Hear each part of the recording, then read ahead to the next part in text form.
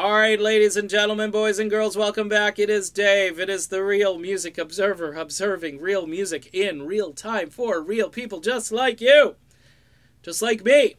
Kiss is back. All of the bombast, all of the showmanship, all of the costumes, all of the reinvented Kiss periods of time, the 70s, the 80s, the 90s, and today, ladies and gentlemen. I sound like some real bad station liner for some radio station out in the Midwest.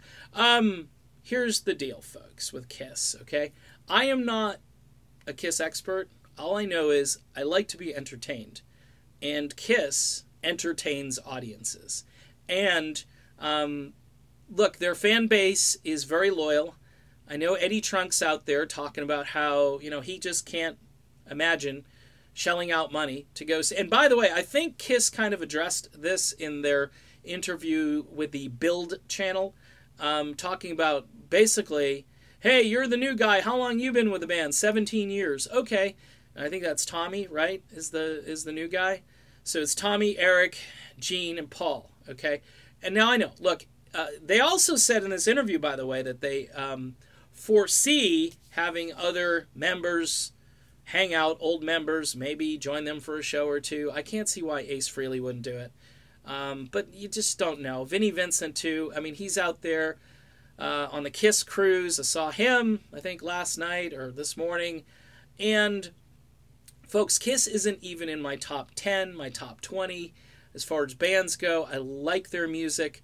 I like who they are, and I like what they do even more than their music. And that's why I think if you combine all that with their true fan base, all right, who loves their music, you get some of the greatest entertainers who've ever played rock music. It just, who's better than Kiss? I think one of the reasons they got into the Hall of Fame is because they had the makeup, they had the costumes, they had the personas, and they invented things that nobody else had been doing. I mean, they took bits and pieces of things.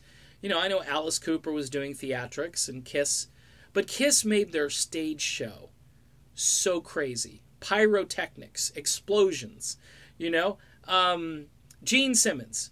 Gene Simmons is a character. He's kind of got some of that David Lee Roth DNA. Imagine David Lee Roth and Gene Simmons in a room. The oxygen you'd die.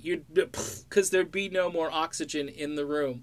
But I love to listen to guys like them talk because it's entertaining, and I, for one, want to be entertained. All right? And one of the reasons this End of the Road tour is a big deal is I think they're going out with a big bang. Jimmy Fallon, Love Gun last night, and they sound great. They look great. I don't care how old they get.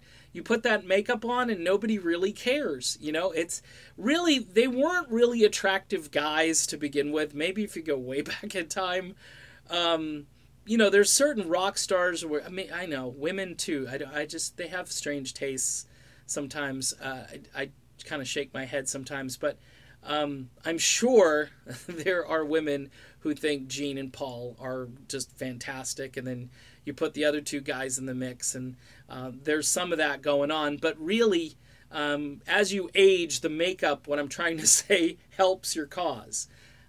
This End of the Road tour is going to be just spectacular, and I'm going to be around to talk about it. I am pro-Kiss. I am not against them. I know Eddie Trunk isn't exactly for them these days. He wants them to bring back old members and replace members that have been around for 17 years and so forth. Look, I get in some bands, I don't know how you do Kiss without Gene Simmons or Paul Stanley. It's just, some people would say, well, you can't do it without Ace. You can't do it. Folks, I'm not that attached to any of that. It's not like the Fleetwood Mac situation. It just isn't. It's not. I think these guys have proven that they can go out and put a great show together with the current lineup. And I think you're going to see that as next year unfolds. Kiss, End of the Road, and you should go and buy some tickets. If you want to grab me one while you're at it, I'll be happy to accompany. All right, See you soon, everybody. Be back.